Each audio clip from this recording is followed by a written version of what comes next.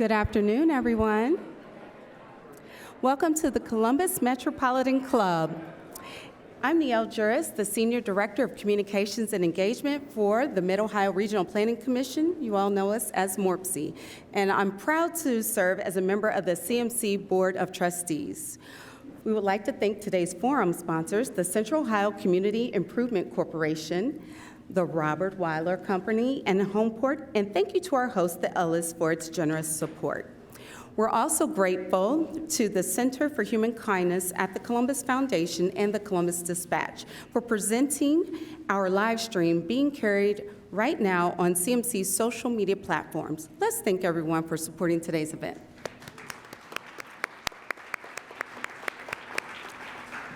Well, welcome to today's sold-out forum. It was all the buzz on social media.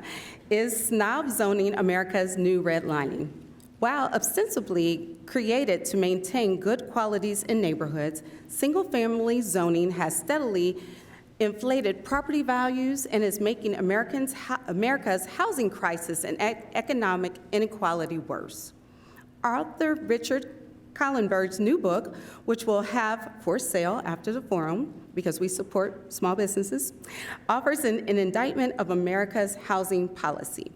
It reveals the social engineering underlying this segregation by economic class and shows what we can do about it.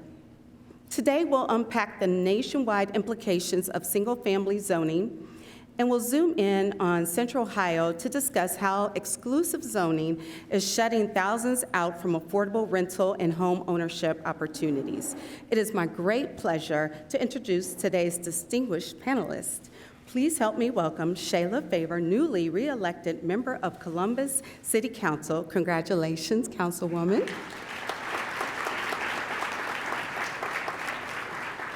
She also serves as chair of the city's Housing Committee. Tehani Mesa-Morales, a Family Flourish program graduate and a human resources generalist with ViaQuest Incorporated. Our host, Amy Klaben, president and CEO of Family Flourish, formerly known as Move to Prosper. Amy will join us at the, oh yes, let's clap for her too.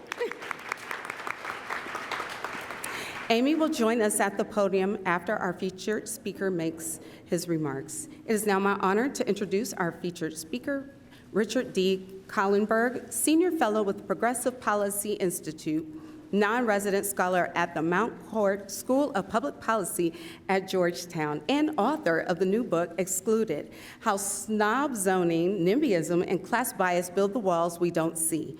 Rick was here at our CMC 2 years ago to kick off the Family Flourish Building Inclusive Communities programs in Columbus. We are thrilled to welcome him back to share his latest work. You can all read about it in today's, read all about our panelists in their biographies by scanning the QR code at your tables. Rick, welcome back to CMC.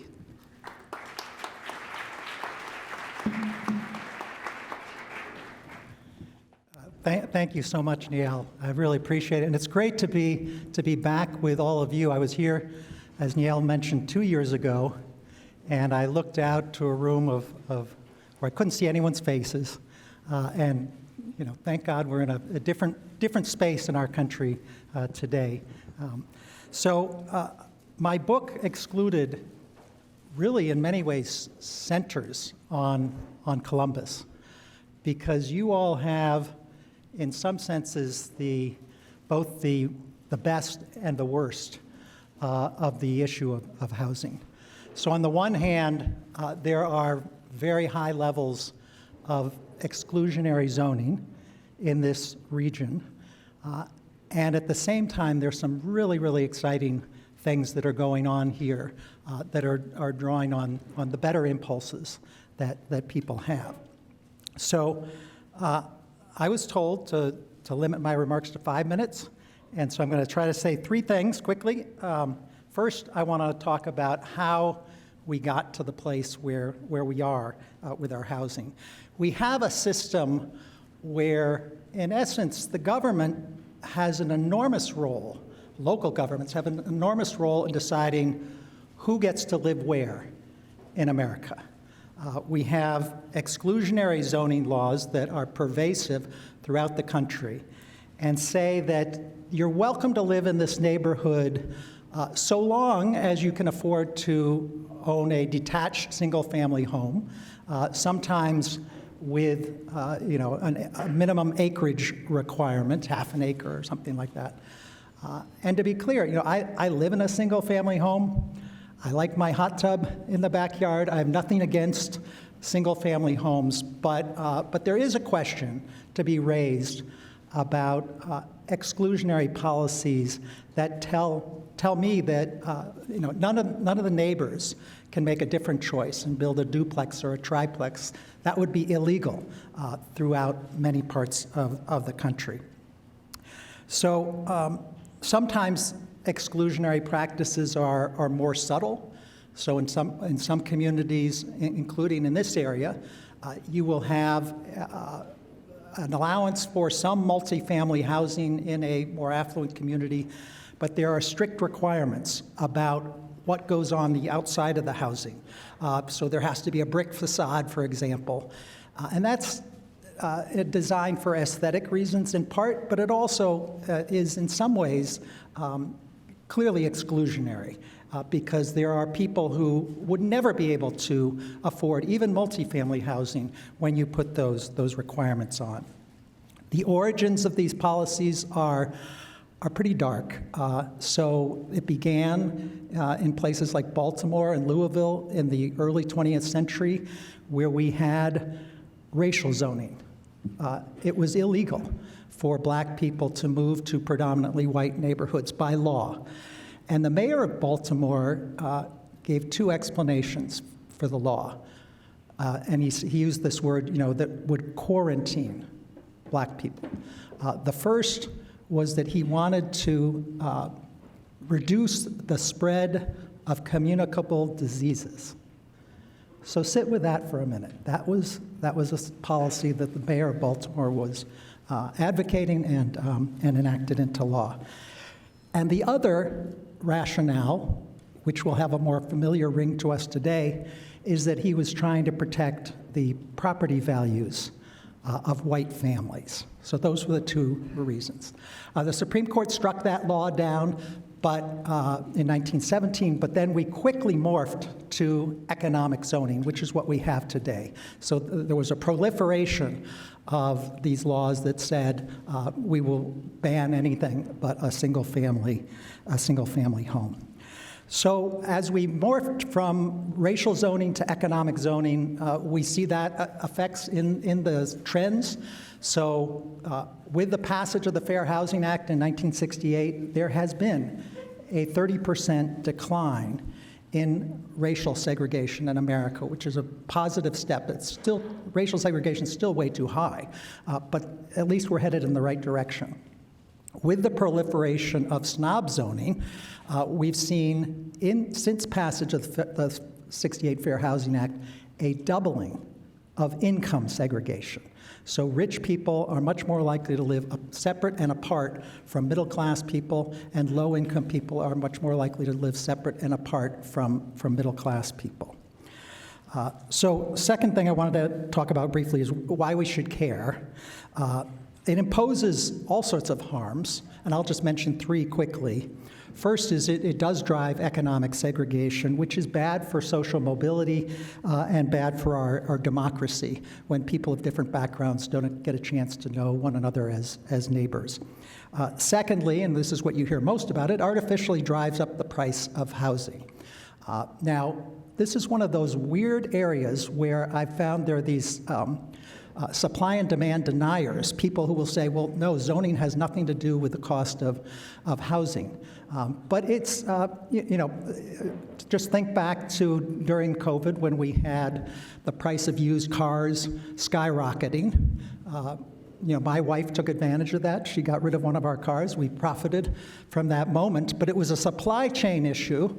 And in essence, we have a permanent version of the supply chain issue where we have government artificially limiting the supply of housing and making housing too expensive.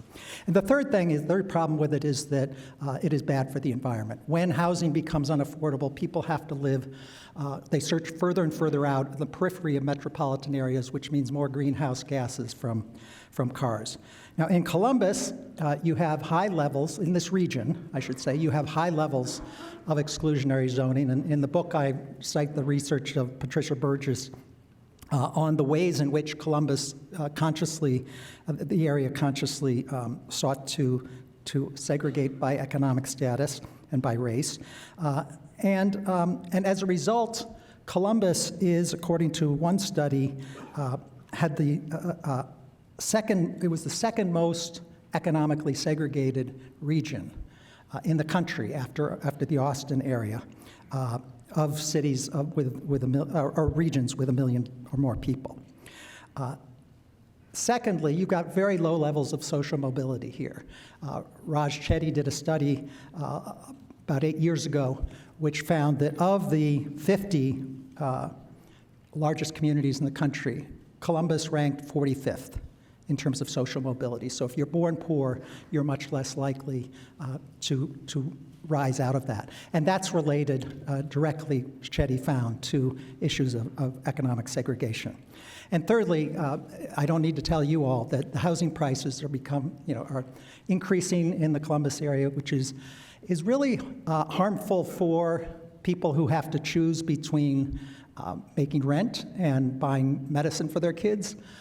And also today has become more politically salient because even college-educated people who have thought they were doing everything right, everything that society had asked them of them, are having a really hard time affording housing. So what can be done? The third point, if Columbus is central to the national challenge around housing, I think you also are pointing to some solutions. And Families Flourish is one of those solutions. It provides, in essence, a catapult over these exclusionary walls that we've built in communities and provides families who want to choose to try something different, that opportunity. And I know Tehani will talk about her experience with the program. And then in terms of broader reforms, I'm really encouraged that the city of Columbus is engaging in what I understand to be the first effort at zoning reform in 70 years. So better late than never. But I want to emphasize in closing that this is a regional problem. And the worst forms of exclusionary zoning are often in suburban areas. And so everyone has to do their part here. Now, before I end, I'll just note, probably on everyone's mind is, well, what about the politics of this? This is very, very difficult. But I have run out of time. No, we are going to address that issue, I think, in our discussion. So just hold that thought. I'll just say they're interesting. The politics are interesting, not as bad as they used to be for trying to make change. Thank you.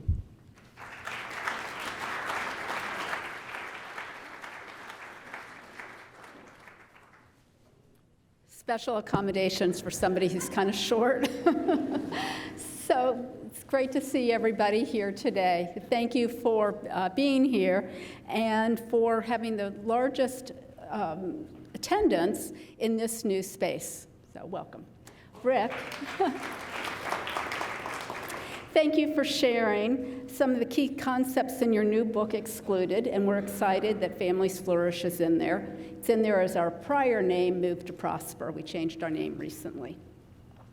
So let's hear from our panel.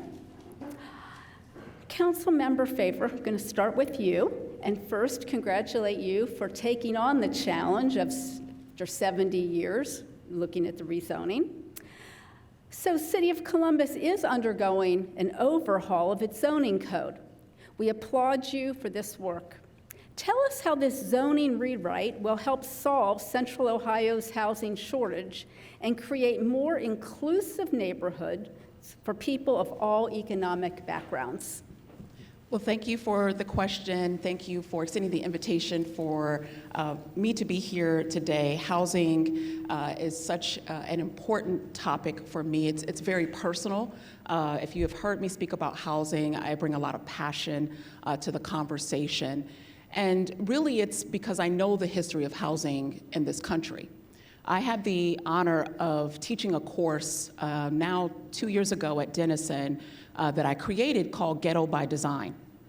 And it really centers around the reality that our communities just did not come to be just by happenstance or just by sheer luck or just because somebody's grandfather picked themselves up by their bootstraps. This was government intervention that helped to create and shape the communities that are designated as ghettos today or designated as suburban communities. And so if government, state interaction, intervention got us to these places, coupled with actors, folks in our banking and mortgage and real estate industry helped to get us to this place, well then far be it from us to think that regular old folks are going to be able to pull themselves up by the bootstraps and get themselves out of it.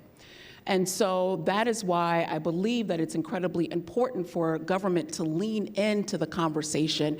A lot of the history of housing, of zoning, it is very uncomfortable because it is centered around race. And race does make people uncomfortable in this country.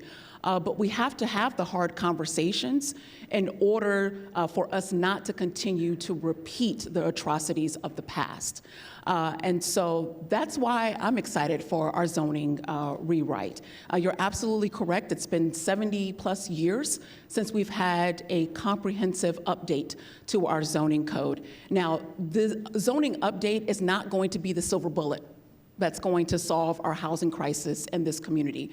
That's why it's coupled with the housing policies that you see before you on your table. We won't have an opportunity to get through all of them, but this really does give you a tune into what we are doing at City Council to address our housing crisis, and not just our housing crisis. We don't have time to do it, but it's our eviction crisis, and it's now our budding homelessness crisis in our community. All of these things interact with each other, and they have been exacerbated by the COVID-19 pandemic. So what the zoning code update will do will help to right this ship, if you will, to some degree. It will help make new developments that much quicker to get online, so that we're not having to fight for each site having specific things included in them like we are every Monday. It's going to make mobility and getting around our communities that much quicker. Equity can be built into this plan, and these are all policies that we uphold, at the City of Columbus. Now it's time for us to memorialize them and make sure that they're embedded in our code. Thank you. So Rick, now to you. Is zoning code rewriting a solution you've seen work toward creating more inclusive housing opportunities in other cities? And if so, can you share some examples? Sure. So first of all, let me echo what Shayla has said. I mean, so much in there that was so powerful. This was segregation by design, and communities can seek to undo that. And so Minneapolis, I'll give you as one example, they're kind of the first place, first major city to take on exclusionary zoning. And they did it in part by referring to the history. They looked at the redlining maps, which you're all familiar with, the maps that the government had to disinvest from black communities. And they overlay those maps with the current maps for what I'm calling snob zoning. And it was the mirror opposite, basically. Single-family only homes in the Minneapolis area were those that were green-lined, or those more affluent communities. And they looked at it and they said, we have a situation where 14 of the 15 highest performing schools, thank you, Amy, are located in these single-family only communities, and they're off limits to people who can't afford a single-family home.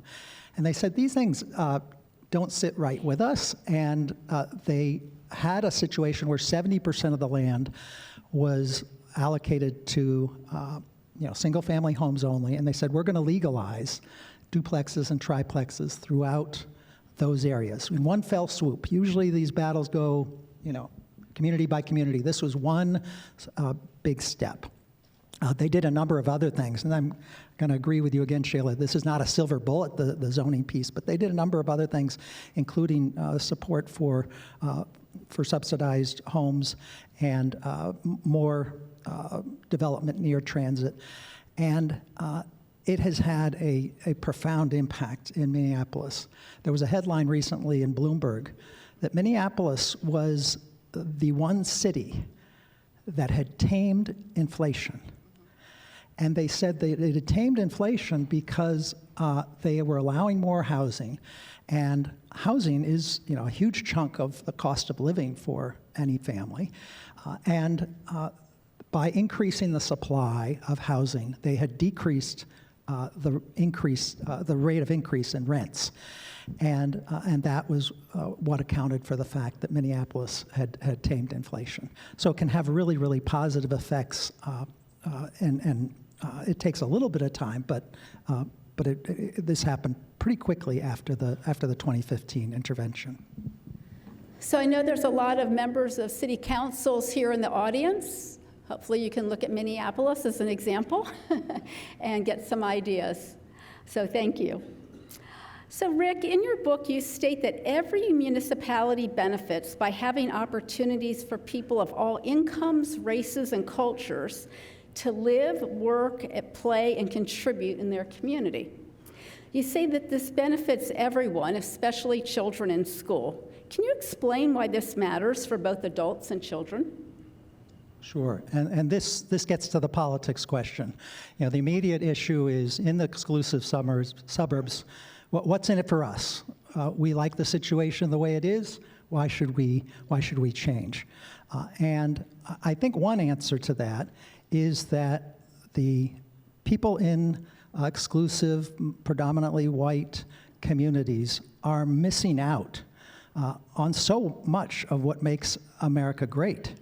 I mean, this is a country that has people from all corners of the world, and when we wall ourselves off from others, we miss out on all of that the rich benefits of diversity. Many of you probably travel, if you can afford to do so. Travel to other countries. You want to learn about other cultures. You want to learn about their food. You want to learn about their music. And when we have this resource in this country where we could be all learning from one another, and instead there's this manufactured segregation. In terms of kids, that's probably the most profound impact. There is a wide body of research to suggest that, in essence, diversity makes us smarter. That when children are exposed to novel ideas that come from people who have a different set of life experiences, the learning is deeper and richer. And finally, I would say that if you're trying to prepare your kids to work in the 21st century workforce, you're going to have to be able to get along with people of all different backgrounds.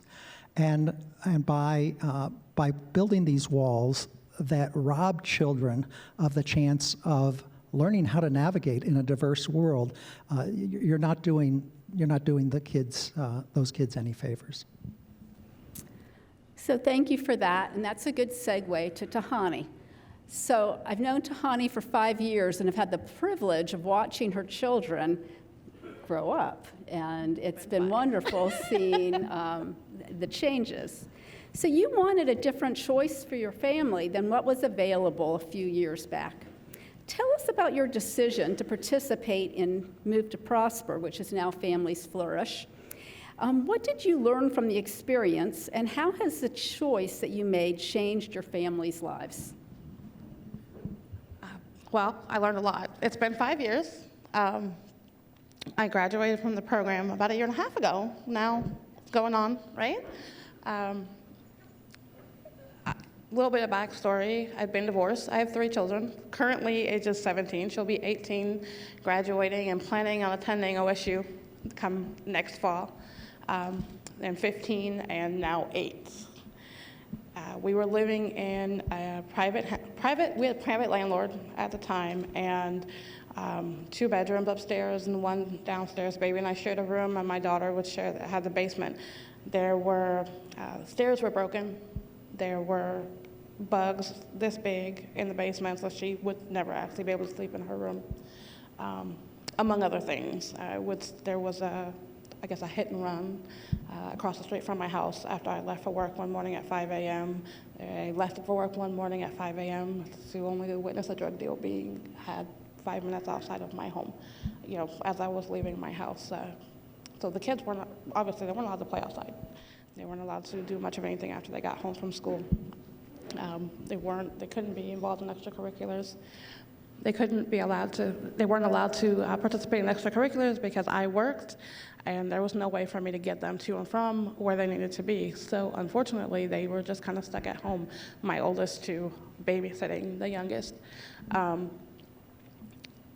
And I was working all the extra hours I could just to afford the rent, make sure they had food. And this was 5 years ago. Keep in mind, inflation is not any better, has not made life any easier for anyone.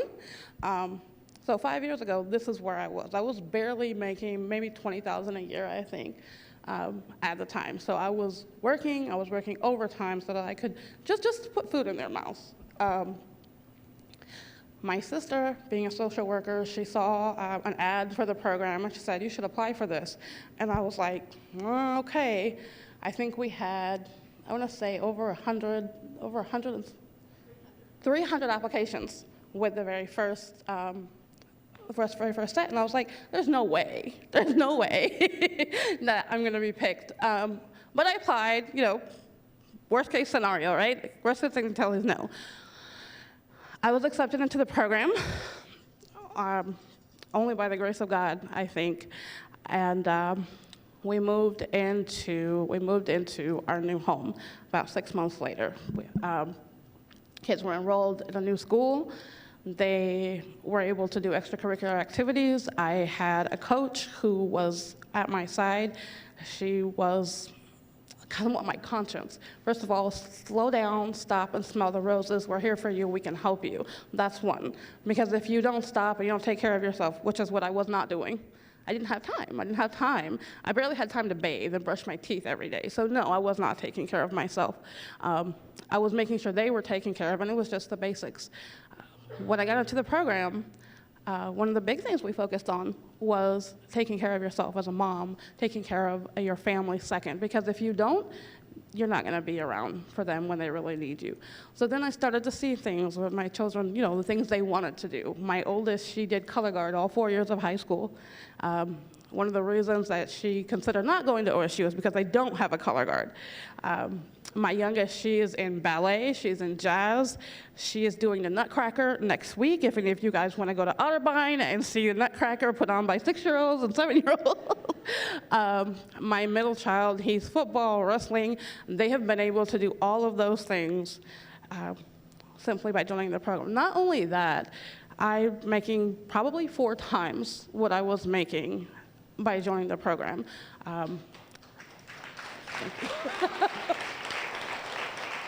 With them being able to be safe, I felt comfortable knowing that they were safe, knowing that, in my area, in my apartment complex, they weren't going to get hit by a car because they crossed the street, knowing that there weren't drug deals going on outside my house, at least not that I could see. I mean, every area has its issues, but at least there weren't, it wasn't so blatant that nobody was afraid to get caught, to get into trouble, that they were going to be okay. They would get off the bus, they would go do their activities, being able to work less, make more money, work less, because I didn't have to work 12 hours a day to pay the rent.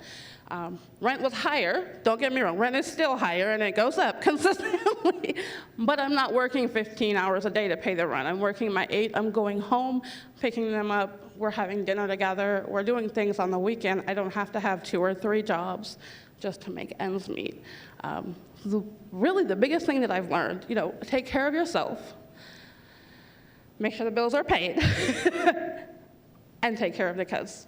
I think that is, that's what it all boils down to. They're happy, they're healthy, and we're in just so much better place than we were 5.5 years ago. Thank you.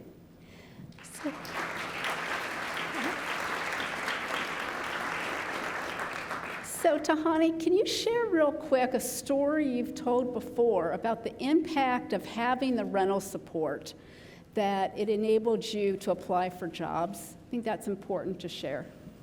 Absolutely. So I think we were living off of 161 with our private landlord. We were living off of 161, maybe Carl Road area. We were paying $600 a month.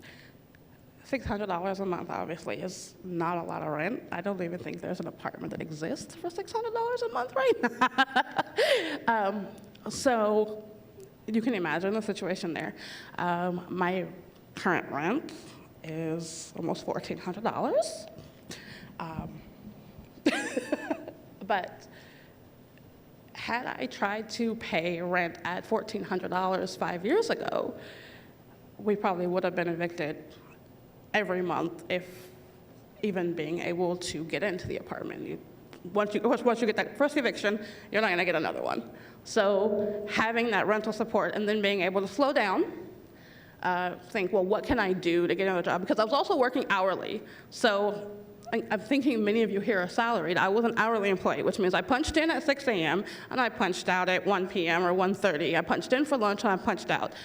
I'm now salaried, which means that, in so many words, they pay me the week as long as I do my job, right? So there's so much flexibility. Even when I left that first hourly job, because I had to take, in order to get a better job, I had to take time out of my hourly job. So they were either not going to pay me or I was going to take my vacation time, which means I couldn't take the extra time to spend with my kids. So what do I do? There aren't a lot of options when you only have, you're only getting that little bit of time. So when I was able to get my first salary job and I had that flexibility, I remember a weekend to the job, my daughter broke her arm. And I said, I cannot come into the office. My daughter's arm is broken. My boss said, okay, fine, work from home. I was so relieved that being able to do what I need to do for her, being able to do what I need to do for me and still be able to make money, that's an amazing feeling. Thank you. Do you have something you'd like to add? I am so incredibly excited that programs like Move to Prosper, Families Flourish, and the ones that are identified in the book, they absolutely exist. But this should stir something up in all of us, right? It should stir something up that one would have to move to another community to obtain the resources that many of us take advantage of today: access to grocery shopping and fresh foods, healthy schools, good paying jobs. This should stir something up in us to the point where we are moved to action. And while I am so incredibly excited that this has been such a positive example of how important the program is, how can we continue to duplicate that over and over throughout our country? It would be essentially to putting a Band-Aid over a gunshot wound. And we have to deal with the wounds of our community. And so that's doing a rezoning update. It's updating inequitable housing policies that have created segregation in our community, not just racial segregation, but economic segregation in our community. It's dealing with all of the issues that we have not yet to grapple with in our community. which is why I threw my name in the hat for city council, because we want to have those hard conversations and talk about those things in our community. So that's what was stirring up in me when I was listening to your amazing testimony. So thank you, Councilwoman. And we share that we need to do both, though, and that it just takes so long to change the zoning codes and then to build the housing and to get people in and for rents to come down. How do we today enable families like Tehani and others have the benefits for their children and generations to come? So I got the signal. We'll move to questions from our live stream and in-person audiences in just a few minutes. If you have a question, please make your way over to the microphone now. It's in the back.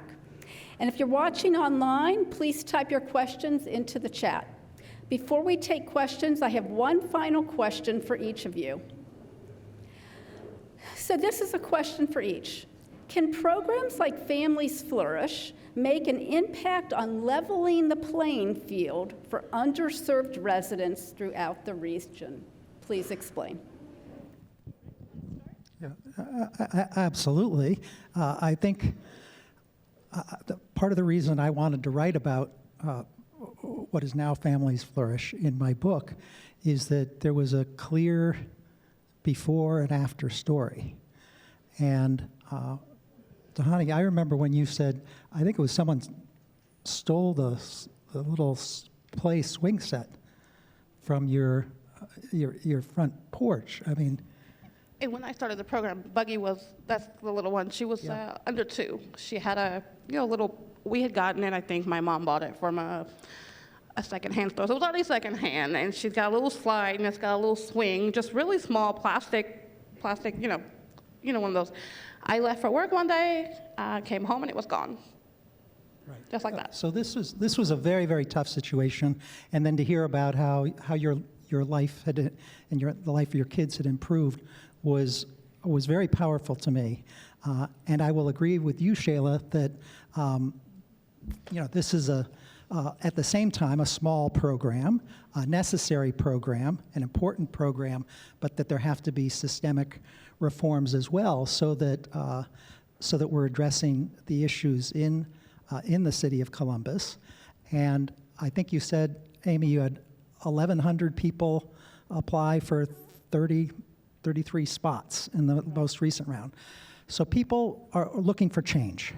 And that has to happen with programs like Families Flourish. It has to happen with investments in Columbus. And then I think the third piece of it is tearing down these walls in the suburbs, because Families Flourish is providing an opportunity for a small number of families, an important number of families to have better lives. But ultimately, we have to address the systematic exclusion of families from opportunity. And we know, Tehani, your experience is well replicated in the research that low-wage families and their kids can do amazing things if given the opportunity. But right now, we have these structures in place that prevent that from happening. And those structures are not inevitable. Something can be done about it. I just wanted to kind of add to that. Her babysitting place was gone. Somebody took it off of her porch. My kids have had the same set of bikes on my back porch now for probably 3 years, and they're still there, even though they'd like an upgrade. I have said no, because your bike still works.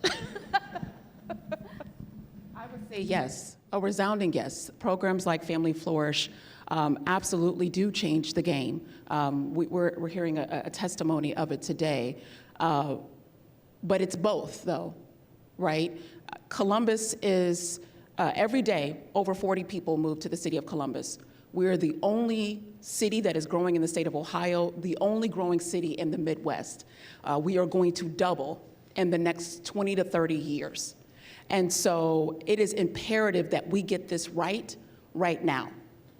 And it is imperative that Columbus continue to be a leader in dismantling these walls around the region that is known as Central Ohio, because I don't want to see anyone displaced. right? The reason why Columbus is the way that it is, it's because of the people that are already here. And so if we are not doing everything that we can to take care of the people that made Columbus what it is, and why folks like, and companies like an Intel wants to move here, then we are doing a disservice to this community, only thinking about the folks that are going to move here in the future. And so it's both. We've got to do both. Thank you for that. So thank you so much. It's Columbus Metropolitan Club's long-standing tradition to take audience questions. Mantra Moody with CMC is curating questions from our live stream audience. For those of you with us in person, please join Mantra at the microphone. Out of respect for others, please keep your questions brief, and please keep your responses brief because we're running short, and to the point as much as possible.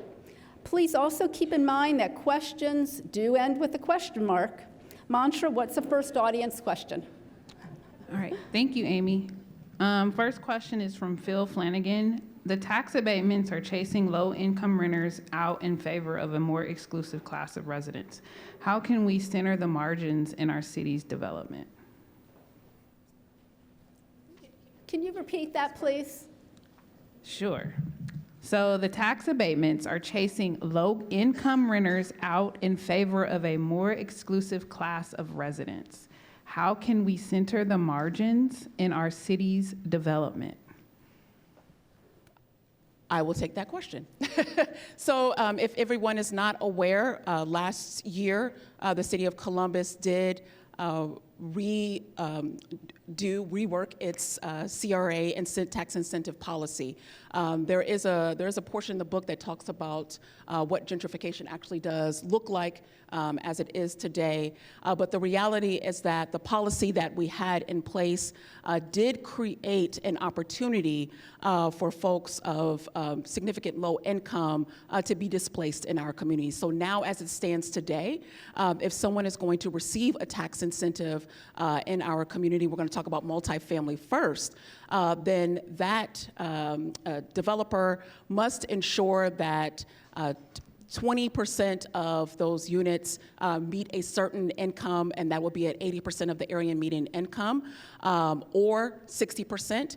Or what that developer can do is extend the amount of units, and we would go from 20 to now 30% of the units. So what we're doing is essentially going deeper into the area median income, so to reach a lower income resident, or extending the amount of units that would be included in that property. As it relates to single family development, anyone could move into a neighborhood like mine on the Near East Side and redevelop that property and receive a tax abatement, and it could be market rate. That does not exist any longer in the city of Columbus. Now, if you're going to receive that tax incentive, that property must be income qualified, and that person who is going to own that property must make 120% of the area median income or below.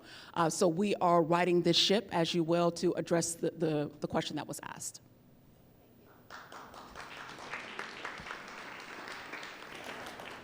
Councilmember Favor, it's great to see you again after the big table event last month. And my name's Brian Urbanski with the Aubrey Affordable Housing Foundation. We provide low-cost shared living solutions to members of vulnerable populations, particularly folks coming home after incarceration. And I agree with you that this building overhaul has been a long time coming, and that's great. But my question is, are there any creative or outside-the-box solutions we can implement today while those units are coming online in the years ahead? Thank you for that question, and great to see you again. So I would invite everyone. We have a housing hearing coming up this Monday. I'm looking at Sindipti. I don't know the time, but it's Monday at 2 o'clock. Thank you, 2:30. And we just hosted another one about 2 weeks ago that talks about all of the policies that we're looking to implement over the next 6 to 8 months, one of which is an accessory dwelling unit pilot program, also spoken about in the book as well. That is going to be a quick, out-of-the-box fix, if you will, that can address some affordability in communities. So it's going to take what's already on a lot. Think of, on the Near East Side, we have carriage houses. Taking that carriage house, putting turning that into a residential unit. So some people call them grandmother units, or a unit that could be for a young person or someone who might be transient at this point in time in their life. But what we're trying to do is just double the amount of capacity that a unit can have right now, a lot could have. And so that's one pilot program that we're looking to implement in the next few months in the city of Columbus. I'm so glad to hear that you're doing that. I mean, it can make an enormous difference. In Los Angeles, they legalized, the term is accessory dwelling units, these small backyard units or garage units, and the number has exploded in Los Angeles. So there was a lot of demand for these smaller units that wasn't being met, and it can make a big difference. And it can also lead to broader changes. So in Minneapolis, which I was talking about earlier, that was their first step, was to legalize ADUs.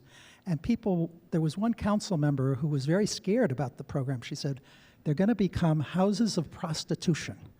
This was the concern.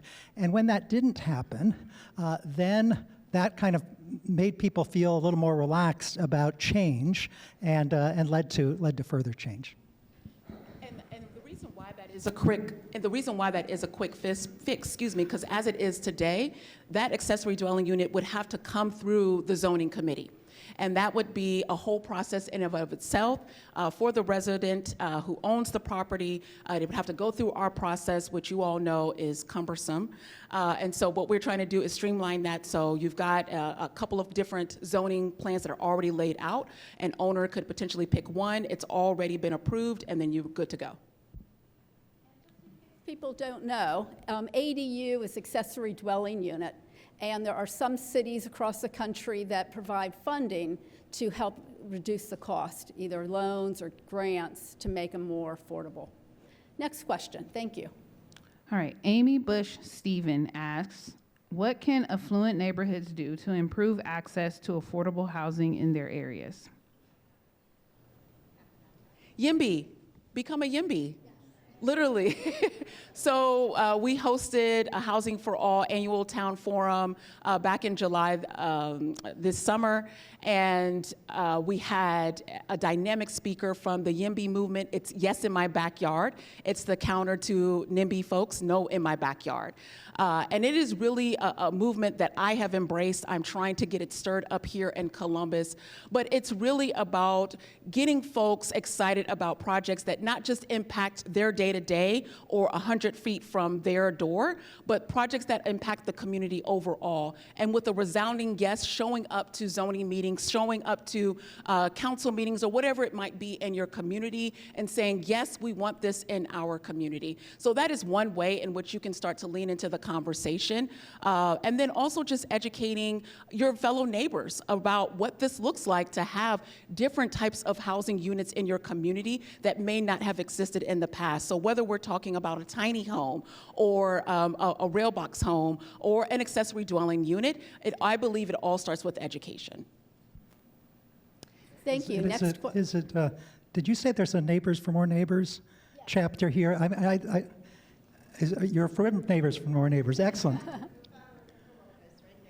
Okay, and I just wanted to call out the brilliance of that particular name for a YIMBY organization, because it just says it all, that the people who want to come into the community are going to be neighbors, and why not emphasize our shared humanity rather than continually emphasize exclusion.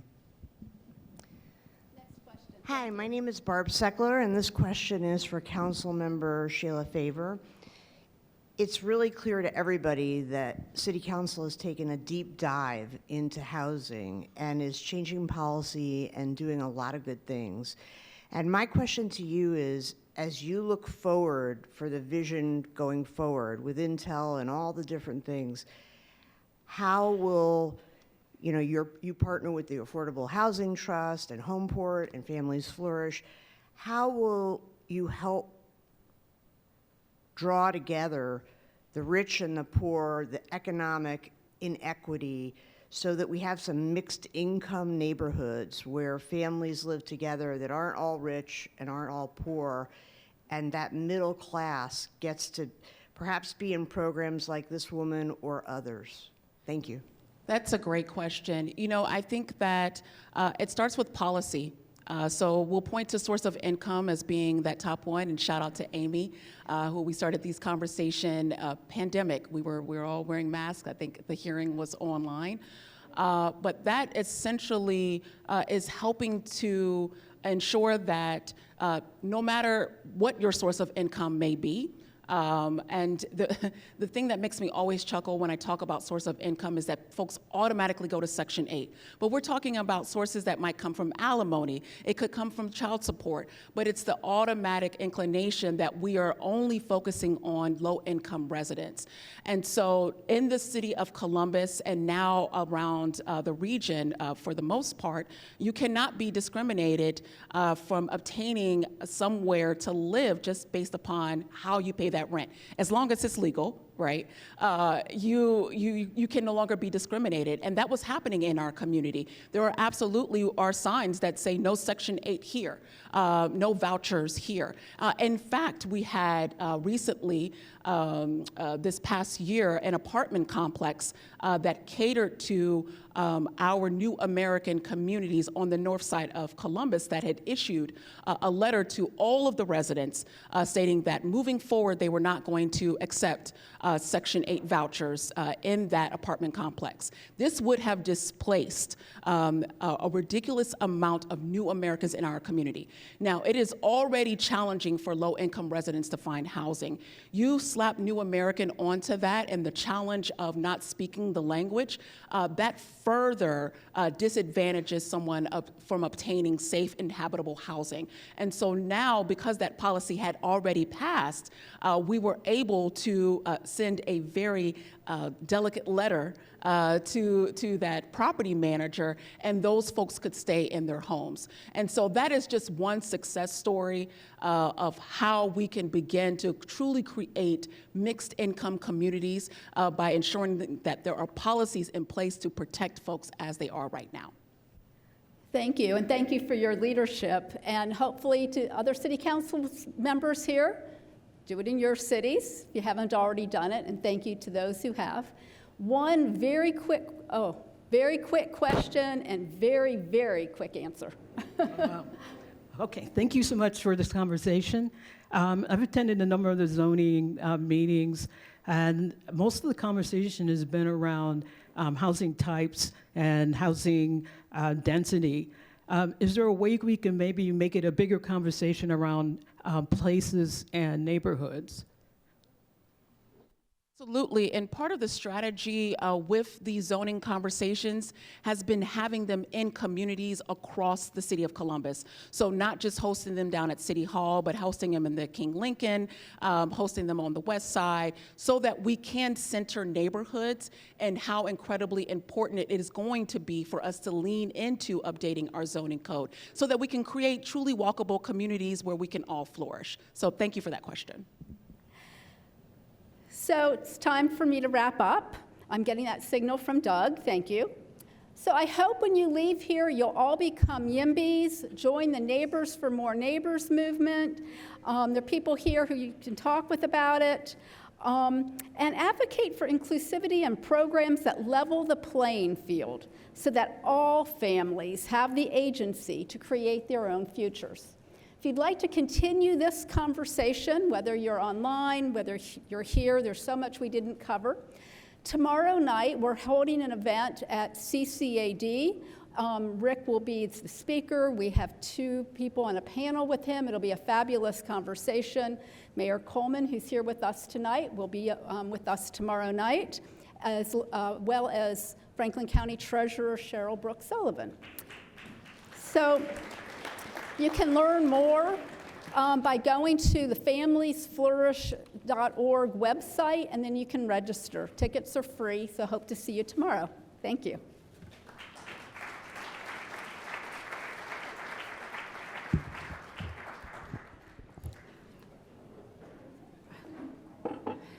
I have heels on today. Okay, so I hope everyone found today's forum insightful and a bit encouraging. Although we've made some progress, we know there's much more work that needs to be done to help accommodate the growing needs of our region. So thank you so much to today's sponsors, the Central Ohio Community Improvement Corporation, the Robert Weiler Company, and Homeport, and thank you to the Ellis for its support. We also want to thank our virtual seat patrons and the Center for Human Kindness at the Columbus Foundation and the Columbus Dispatch for presenting today's live stream. And our very special appreciation for today's panelists, Councilwoman Shayla Favor, Richard Kahlenberg, Tehani, Mesa-Morales, and our host, Amy Klaben. Let's give a round of applause.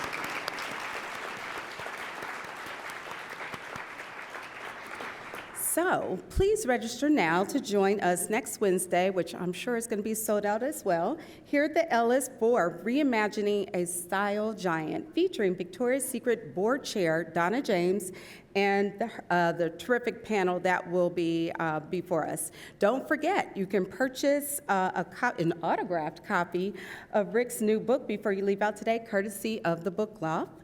And thank you again, everyone. We could not do this without you, so have a great afternoon.